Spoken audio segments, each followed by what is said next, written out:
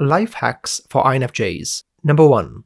Your gut is actually your head, so listen to it. I don't mean this in a literal physical sense, though if you are an anatomically unusual INFJ, that's fine too. INFJs are intuitive dominant people, NI-DOMs to be specific. This means they spot patterns without even trying, often without even knowing they're doing it. So when your gut is telling you something as an INFJ, it's a powerful source of insight. Something is being picked up on, an odd turn of phrase, a gesture that seemed off, a deviation from someone's usual demeanour. These data points might not catch your conscious eye, but you still register them. In time, they condense down into a moment of insight. Sometimes this can be dead wrong, but it is better for INFJs to favour gut instinct. It has an inherent wisdom. Discount it to your peril.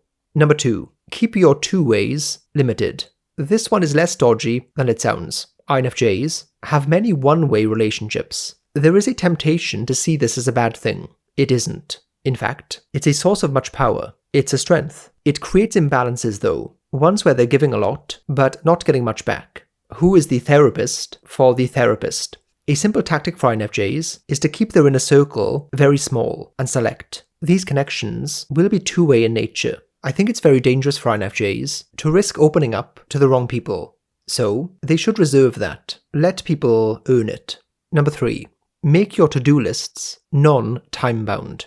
INFJs are planful and structured, yet not organised in the conventional sense. This is a curious combination that can complicate things for them. Since they have TE as their blind spot function, unlike the ESTJ or ENTJ, they aren't going to be great in situations that are time-pressured. Rapid and in-the-moment efficiency and speed are far from their forte. So, if an INFJ has lots to do and they make a list, generally speaking, they should avoid forcing them into a specific order, or even worse, impose time limits on them. Sometimes it's essential. Often though, it's more of a burden. Over the course of a day, an INFJ can be just as productive or more productive than anyone. But over the course of an hour or 10 minutes, that is far less likely. They might spend 50 minutes pondering and percolating. Then, in that final 10 minutes, get all the work done really quickly. But they still needed that 50 to think and intuit. Number 4. Build a bank of compassionate no stock phrases.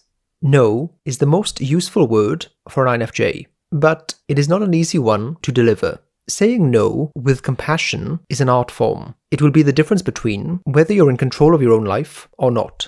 I would caution against improvising this in the moment. That's a recipe for hesitation, which, in turn, opens up plenty of awkwardness. Make some stock phrases and lines you can whip out. They will be a lifesaver. Make sure that they feel natural in your mouth, or as natural as can be. If you're wondering why it has to be compassionate, it comes down to the way that INFJs approach life. When you're a high FE user, people become accustomed to your demeanour and social style. Deviating from this with blunt and abrupt moments can backfire. It shouldn't, but it does. Number 5. Schedule alone time like it's a meeting. Don't rely on alone time happening by itself. Even if you have a lifestyle that gives you loads of it, don't assume that will last, or be the norm going forward. Life will conspire to rush you and take your alone time away. Introverted time is not the thing that takes place when you've done everything else. You should do it with intention. It's an active thing that you need, so carve out time for it and be bullish about it. Check out the Love Who Patreon for exclusive written content that you won't find anywhere else.